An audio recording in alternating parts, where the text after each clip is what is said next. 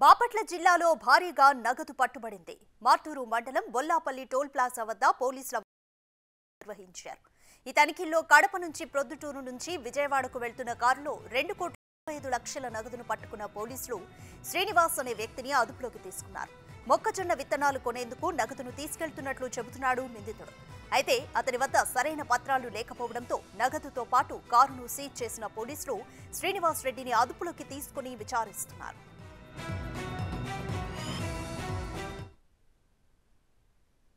ఈరోజు ఈవినింగ్ 6:30కి ప్రాంతంలో Kollapalli check post దగ్గర టోల్గేట్ దగ్గర ఎదురుపడే ఎస్ఐ గారు సిబ్బంది తనిఖీ చేయగా అక్కడి నుంచి మన ఒంగోలు సైడ్ నుంచి ఒక వాహనం వచ్చింది, రిజర్వ్ వాహనం.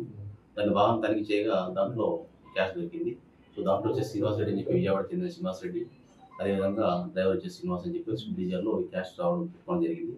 ఈ క్యాష్ ఎక్కడ తెచ్చారని చెప్పి విచారించగా వాళ్ళ పొద్దున్న నుంచి తెచ్చామని చెప్తున్నారు.